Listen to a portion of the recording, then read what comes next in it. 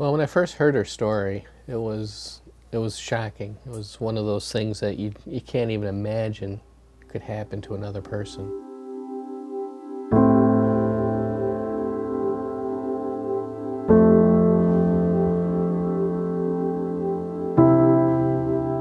3 years ago, Shana Campbell experienced something that most people will never have to live through. Her father had just been released from prison after serving a sentence for a homicide conviction. Weeks after reuniting with his family, he raped Shana and escaped into the bushes. Months later, on the morning of September 8, 2013, while evading police for crimes against his own daughter, he arrived at the house and abducted Shana. So I was in my backyard preparing breakfast, and my father came with a machete and placed it around my neck and put me in the bushes. And he told me he's gonna die today and he's taking me with him. Her father repeatedly cut her in the abdomen and throat. Later, police were forced to kill him as he wielded the weapon over her, threatening more violence. After the incident, local doctors were able to administer a tracheotomy to save her life. Otherwise, hospitals across Jamaica were unable to help her make a full recovery. During that period, Shana kept to herself. She had trouble overcoming the hurdle of trying to socialize with her new impediment and the stigma of what happened. It was just scary, and I just thought that people would ask me a lot of questions. What happened to me? Why can't I talk? And I just didn't want to face that. So I just stayed by myself. When someone like Shana comes into my life, I can't just turn my head. Deacon Kevin Carges heard Shana's story from her guardian and cousin Shana Campbell Danvers and felt the need to offer assistance. He was quickly confronted with doubt. First of all, I thought there was nothing I could do. I don't know anything about medicine. And when I found out my friends who do work overseas in developing countries, they couldn't help me. They didn't even know where to turn. I literally just started sending out letters to doctors.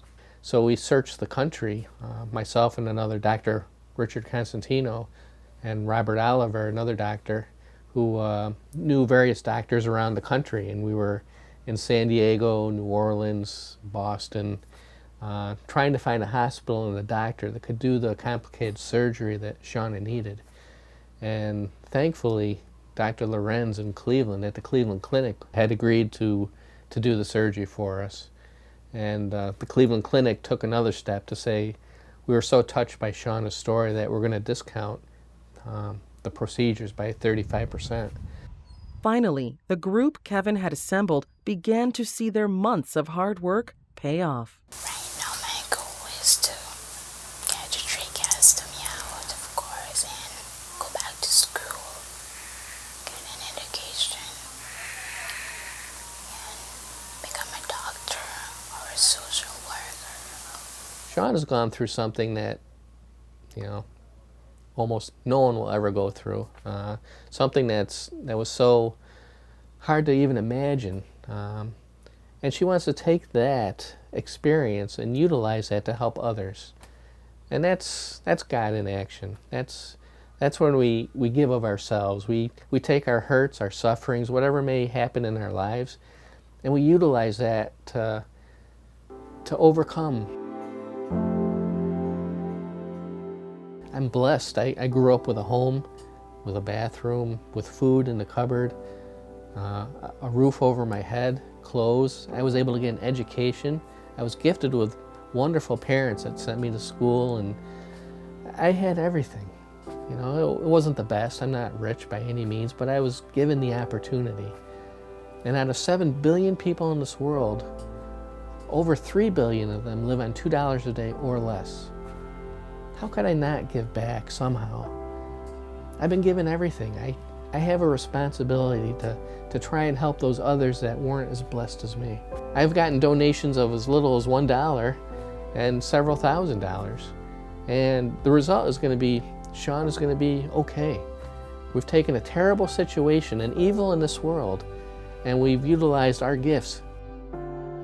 In 1 year, Kevin has raised over $100,000 to help Shana. He worked hard to get her story out to the media. Kevin also works tirelessly to support children in Jamaica by building schools. To learn how you can support Shana's medical and educational needs, as well as Kevin's other projects in Jamaica, please visit www.deaconkevin.org.